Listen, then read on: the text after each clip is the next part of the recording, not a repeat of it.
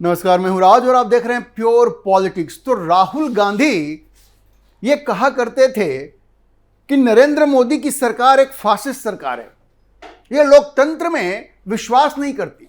लेकिन अब खुद उनकी पार्टी के जो लोग हैं, और लोग नहीं हैं, उनके पार्टी के एक बड़े मुख्यमंत्री हैं, वो कह रहे हैं कि भाई वो तो हिटलर से इंस्पायर्ड है। हिटलर से इंस्पायर्ड है मतलब कांग्रेस में ऐसे लोग मुख्यमंत्री बने हुए हैं जो हिटलर से इंस्पायर्ड हैं, हिटलर को अपना आदर्श मानते हैं। और राहुल गांधी दूसरों पे दोषारोपण करते हैं, भारतीय जनता पार्टी पे आरोप लगाते हैं कि ये लोग लोकतंत्र में भरोसा नहीं करते। आप सोचिए, जिस पार्टी का एक मुख्यमंत्री कह रहा हो कि हम हिटलर से प्रेरणा लेते हैं, उस पार्टी का जो मुखिया है राहुल गांधी, वो भारतीय जनता पार्टी पे आरोप लगाता है कि आप लोकतंत्र में विश्वास नहीं करते, आप लोकतंत्र में विश्वास नहीं करते और आप जितने भी इंस्टीट्यूशंस हैं आप उनको बर्बाद कर रहे हैं, चूंकि आप इस देश से लोकतंत्र को खत्म करना चाहते हैं। तो आप समझ सकते हैं कि लोकतंत्र को किसने खत्म किया, हिटलर ने खत्म किया या नरेंद्र मोदी उसको खत्म कर रहे हैं। राहुल गांधी हर दिन एक्सपोज हो रहे हैं, हर दिन, और उनको एक्सपोज करने में उनके जो करीबी लोग हैं वो भी शामिल हैं। अभी आपने देखा होगा, राहुल गांधी ने कह दिया कि अगले 1 साल में तो नरेंद्र मोदी की सरकार गिर जाएगी। अच्छा, इतनी उटपटांग बातें करते हैं राहुल गांधी। और उन्होंने कहा कि प्रधानमंत्री मोदी इतने डेस्परेट हो रहे हैं कि अपने आप को बचाने के लिए इस देश में इमरजेंसी लगा सकते हैं। बताइए, ये एक ऐसा व्यक्ति कह रहा है जिनकी दादी ने इस देश में इमरजेंसी लगाया था, इंदिरा गांधी ने इस देश में इमरजेंसी लगाया था। इस देश में एक ही बार इमरजेंसी लगी है और वो कांग्रेस पार्टी ने लगाई जब इंदिरा गांधी इस देश की प्रधानमंत्री हुआ करती थी। तो इन्हें शर्म नहीं आती, एक ऐसी पार्टी का प्रतिनिधित्व करते हैं जिसने कि इस देश में इमरजेंसी लगाई, और अब वो नरेंद्र मोदी को कह रहे हैं कि भाई ये अपने आप को बचाने के लिए इस देश में इमरजेंसी लगा सकते हैं। और अब इनकी पार्टी का एक मुख्यमंत्री कह रहा है कि भाई हम तो हिटलर से इंस्पायर्ड हैं, हिटलर से प्रेरणा लेते हैं, और हिटलर से प्रेरणा लेकर के ही हम अपने राज्य में ऐसी एजेंसीज बना रहे हैं जो कि विकास का काम कर रही है। दरअसल ये जो रेवंत रेड्डी हैं, उन्होंने कहा कि उन्होंने जो एक एजेंसी बनाई है, Hyderabad disaster response and asset protection agency, hydra. तो ये जो हाइड्रा है, उसका जो एक्रोनिम है हाइड्रा, उसके बारे में रेवंत रेड्डी ने कहा कि जो नाम है और जो कंसेप्ट है वो एडोल्फ हिटलर से इंस्पायर्ड है। उन्होंने कहा कि मैं हिटलर का बड़ा प्रशंसक हूं और हिटलर से प्रेरणा लेकर के हमने ये हाइड्रा एजेंसी बनाई। अब तो वहां बवाल हो गया कि भाई आप दूसरों पे आरोप लगाते हैं कि आप लोकतंत्र में विश्वास नहीं करते, और खुद मुख्यमंत्री ये कह रहे हैं कि वो हिटलर को पसंद करते हैं और इसलिए उन्होंने ये नाम रखा है। रेवंत रेड्डी कहते हैं कि हाइड्रा जो वर्ड है वो हिटलर का बड़ा फेवरेट वर्ड था, और उसकी जो कोर टीम थी उसको वो हाइड्रा कहा करता था, उसकी नाम था। मतलब हिटलर की जो कोर टीम थी उसका नाम हाइड्रा था, जो किसी की भी हत्या कर सकता था। बात समझिए, मानसिकता क्या है। रेवंत रेड्डी ने कहा कि जो हाइड्रा जो थी, वो हाइड्रा हिटलर का फेवरेट वर्ड था। दरअसल हिटलर का जो कोर टीम था उसका नाम था हाइड्रा, जो किसी की भी हत्या कर सकता था, और इसलिए हमने वहां से इंस्पिरेशन लेकर के, यानी हिटलर से इंस्पिरेशन लेकर के इसका नाम रख दिया हाइड्रा। अब सोचिए, हिटलर की एजेंसी हाइड्रा जो किसी की भी हत्या कर सकती थी, वो रेवंत रेड्डी को बड़ा पसंद है, और अब उन्होंने जो एजेंसी बनाई है उसका नाम रख दिया है हाइड्रा, और इसका काम क्या है, इंक्रोचमेंट वगैरह को हटाना। तो इसलिए वो किसी का भी इंक्रोचमेंट हटा सकता है। लेकिन मानसिकता क्या है, ये देखिए, मानसिकता ये है कि आप हिटलर के प्रशंसक हैं। आप जर्मनी में जाकर के ऐसी बात आज की तारीख में कह दीजिए, आप जेल में जाएंगे, क्योंकि वहां हिटलर की प्रशंसा करना अपराध है, क्योंकि उन लोगों ने भूता है हिटलर ने किस तरह से वहां लोगों को प्रताड़ित किया। लेकिन यहां खुलेआम हिटलर की प्रशंसा हो रही है, रेवंत रेड्डी प्रशंसा कर रहे हैं, और ये रेवंत रेड्डी कौन है, राहुल गांधी के बड़े फेवरेट हैं।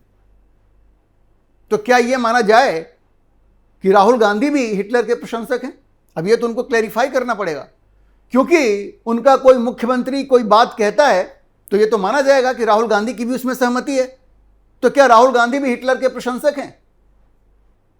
ये राहुल गांधी को क्लैरिफिकेशन देना पड़ेगा। और देखिए, भारतीय जनता पार्टी ने बिल्कुल इस मुद्दे को पकड़ लिया है और भारत राष्ट्र समिति जो तेलंगाना में विपक्ष की भूमिका में है, उसने भी इन दोनों पार्टियों ने कांग्रेस की क्लास लगाई है और कहा कि भाई ये जो मुख्यमंत्री हैं रेवंत रेड्डी, ये उनके डिक्टेटोरियल माइंडसेट को, जो तानाशाही वाली जो मानसिकता है, उसको इंडिकेट करता है। अब देखिए, रेवंत रेड्डी का यह कहना था कि जैसे हाइड्रा जो कोर टीम हुआ करती थी हिटलर की, वो किसी की भी हत्या कर सकती थी, उसी तरह से ये जो हाइड्रा एजेंसी है वो किसी भी इंक्रोचमेंट को, कहीं भी अगर किसी ने अतिक्रमण किया है तो उसको डिमोलिश कर सकती है, उसको ध्वस्त कर सकती है हैदराबाद में।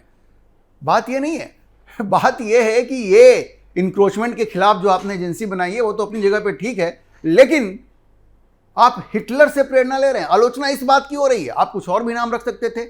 और रेवंत रेड्डी ने कहा कि भाई इस तरह की एजेंसी बड़े बड़े शहरों में होनी चाहिए, दूसरे बड़े शहरों में, जिसमें हैदराबाद है, बेंगलोर है, मुंबई है, चेन्नई है, कोलकाता है, दिल्ली है। भाई ये सब ठीक है, इलीगल इंक्रोचमेंट तो हटना चाहिए, लेकिन आपकी मानसिकता एक्सपोज हो गई और राहुल गांधी भी मुश्किल में पड़ गए हैं, क्योंकि उनको अब सफाई देनी पड़ेगी कि क्या वो भी हिटलर के प्रशंसक हैं। वैसे मैं आपको बता दूं, राहुल गांधी की जो माताजी हैं सोनिया गांधी, इनके पिताजी मुसोलिनी की सेना में हुआ करते थे, ऐसा कहा जाता है। ऐसा कहा क्या जाता है, वो कभी इनकार भी नहीं करते। बहुत सारे इंफॉर्मेशन है कि वो मुसोलिनी से प्रभावित थे, उसकी सेना में थे वो। तो ऐसे लोग जिनका एक इस तरह का इतिहास रहा है, जिनके परिवार में, अब इटली में तो उनका ननिहाल है ना, तो जब उनके ऊपर इस तरह के आरोप लगते हैं तो इससे वो इनकार भी नहीं कर सकते, इससे वो इनकार नहीं कर सकते। और ऐसे लोग जब दूसरों पे आरोप लगाते हैं कि वो लोकतंत्र की हत्या करना चाहते हैं, लोकतंत्र में विश्वास नहीं रखते, तो लोग हंसेंगे ही। और अब तो राहुल गांधी को इसकी सफाई देनी पड़ेगी। अब देखिए, शहजाद पूनावाला जो भारतीय जनता पार्टी के स्पोक्स पर्सन हैं, उन्होंने लिखा एक्स पे कि भाई रेवंत रेड्डी तो अब खुल करके हिटलर से प्रेरणा लेने की बात कर रहे हैं और कह रहे हैं कि एजेंसी हमने हाइड्रा क्रिएट की है उनसे प्रेरणा लेकर के। तो ये तो कांग्रेस की जो तानाशाही वाली मानसिकता है उसको ही दिखा रही है। और शहजाद पूनावाला ने याद दिलाया कि इंदिरा गांधी के इमरजेंसी से लेकर के रेवंत रेड्डी के ये जो क्रैकडाउन उनका रहा है पत्रकारों पे और विद्यार्थियों पे, उससे तो साफ साफ झलकता है कि कांग्रेस और रेवंत रेड्डी की जो मानसिकता है वो तानाशाही वाली है। यह बिल्कुल तानाशाही वाली मानसिकता है। राहुल गांधी को पहले अपना घर ठीक करना चाहिए, इससे पहले कि वो नरेंद्र मोदी पे आरोप लगाएं कि अगले 1 साल में उनकी सरकार गिर जाएगी और अपने आप को बचाने के लिए वो इस देश में इमरजेंसी लगा सकते हैं। अरे राहुल गांधी, अपनी पार्टी के अंदर झांक के देखो, तुम्हारी पार्टी में ऐसे ऐसे मुख्यमंत्री हैं जो हिटलर के प्रशंसक हैं और हिटलर से प्रेरणा लेकर के एजेंसी बना रहे हैं, उनको तो आप कुछ कहते नहीं। और आप नरेंद्र मोदी पे कहते हैं कि वो इस देश में इमरजेंसी लगाएंगे। जिस व्यक्ति ने इमरजेंसी के खिलाफ लड़ाई लड़ी हो, नरेंद्र मोदी ने इमरजेंसी के खिलाफ लड़ाई लड़ी है, और आप उनके ऊपर आरोप लगाते हैं और आपका मुख्यमंत्री हिटलर की प्रशंसा कर रहा है। किस दुनिया में रहते हैं भाई आप? अपने अंदर झांक के देखिए, या तो फिर आपसे प्रेरणा लेकर के रेवंत रेड्डी हिटलर की प्रशंसा कर रहे हैं, क्योंकि इटली में आपका जो ननिहाल है, आपके जो नाना हैं, उनके संबंध मुसोलिनी की सेना से थे। ऐसे आरोप तो लगते ही हैं। अच्छा देखिए, अब जो जी किशन रेड्डी हैं, जो सिकंदराबाद से भारतीय जनता पार्टी के एमपी हैं और केंद्रीय मंत्री हैं, उन्होंने भी क्लास लगाई है कांग्रेस की और कहा कि कांग्रेस ने हमेशा लोगों की जो इच्छाएं रही हैं ना, उनका दमन किया है। रेड्डी ने लिखा एक्स पे कि कांग्रेस का ये जो हिटलर प्रेम है और इमरजेंसी वाला जो माइंडसेट है वो पूरी तरह से सामने आ गया है। उन्होंने कहा कि जिस तरह से रेवंत रेड्डी ये हाइड्रा को लेकर के हिटलर की प्रशंसा कर रहे हैं और कह रहे हैं कि उनसे इंस्पायर्ड है, और ये कह रहे हैं कि भाई जो डिमोलिशन का काम ये हाइड्रा करेगी, उससे तो यही पता चलता है कि वो कंपेयर कर रहे हैं इसको ईरान और इजराइल में, जिस तरह से ये जो युद्ध में जो ये देश फंसे हुए हैं, उससे जो उनकी तुलना कर रहे हैं, ये तो बिल्कुल राहुल गांधी की भाषा बोल रहे हैं वो, कि राहुल गांधी भी इसी तरह की भाषा बोलते हैं। और किशन रेड्डी ने कहा कि इनको बिना किसी शर्त माफी मांगनी चाहिए, कांग्रेस को भी और रेवंत रेड्डी को भी। तो देखिए, ये प्रकरण अकेला नहीं है, कांग्रेस का पूरा इतिहास इस तरह के उदाहरणों से भरा पड़ा है। क्योंकि सारी दुनिया जानती है कि इस देश में, भारत में अगर किसी ने इमरजेंसी लगाया तो वो कांग्रेस पार्टी ने लगाया और खुद इंदिरा गांधी ने लगाया। इंदिरा गांधी ने लगाया ना। तो इंदिरा गांधी और राहुल गांधी के रिश्ते सबको मालूम है, उसी परिवार से ये आते हैं। और मजे की बात यह है कि वो नरेंद्र मोदी के ऊपर आरोप लगाते हैं कि वो लोकतंत्र में विश्वास नहीं रखते, लोकतांत्रिक मूल्यों को खत्म करने की कोशिश कर रहे हैं, जबकि वो जिस परिवार से आते हैं उस परिवार ने कभी भी लोकतंत्र की परवाह नहीं की है। अब आप देखिए कि कैसे ये जो गांधी नेहरू परिवार है उसने कैसे लोकतंत्र में कभी विश्वास नहीं किया। आप जवाहरलाल नेहरू का केस ले लीजिए। जब देश आजाद हुआ 1947 में, और जब प्रधानमंत्री चुनने की बात आई, देखिए पहला चुनाव 1952 में हुआ।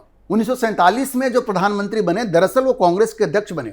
तो 1946 में जब उसके लिए चुनाव हुआ कि आखिर कौन कांग्रेस अध्यक्ष बनेगा, जो अंतरिम प्रधानमंत्री भी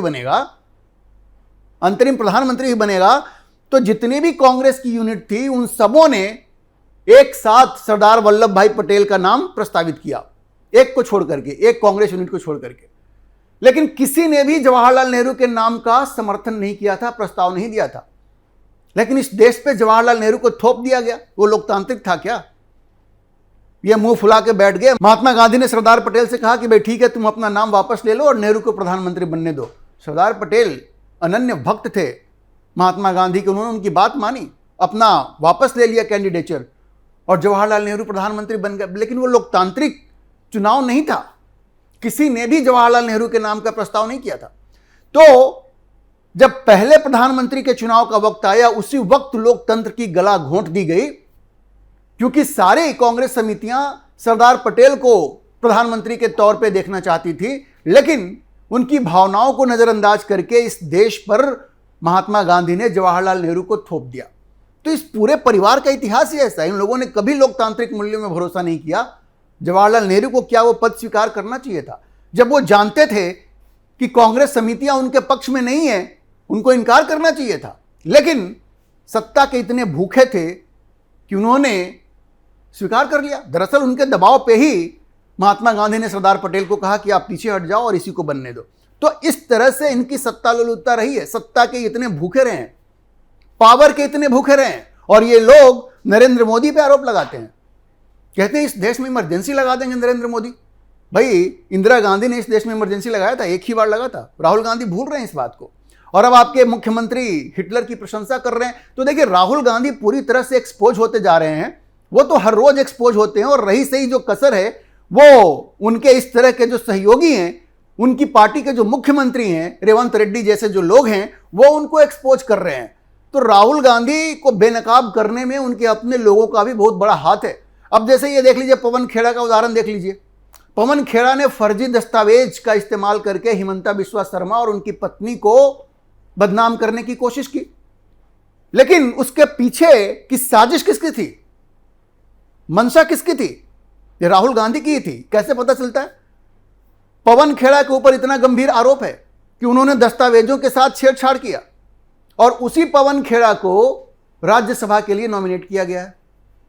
जिस बात के लिए पवन खेड़ा को सजा मिलनी चाहिए थी, राहुल गांधी ने उस बात के लिए पवन खेड़ा को पुरस्कृत किया है। मतलब फर्जी डॉक्यूमेंट्स का इस्तेमाल करके अपने विरोधियों को टारगेट करना, इस बात के लिए पवन खेड़ा को राहुल गांधी ने पुरस्कृत किया है और राज्यसभा के लिए नॉमिनेट किया है। तो आप समझ लीजिए, हर दिन राहुल गांधी एक्सपोज होते हैं, हर दिन बेनकाब होते हैं, और रेवंत रेड्डी का ये जो बयान है वो राहुल गांधी को एक बार फिर से एक्सपोज करता है, एक बार फिर से उनको नंगा करता है। अभी के लिए इतना ही। हम इस खबर पर नजर बनाए रखेंगे और आपको अपडेट करते रहेंगे। इस विषय पर आप क्या सोचते हैं, अपनी राय कमेंट बॉक्स में जरूर लिखें। और अगर आपको ये वीडियो पसंद आया हो तो आप इसे लाइक करें, शेयर करें और हमारे चैनल को सब्सक्राइब जरूर करें।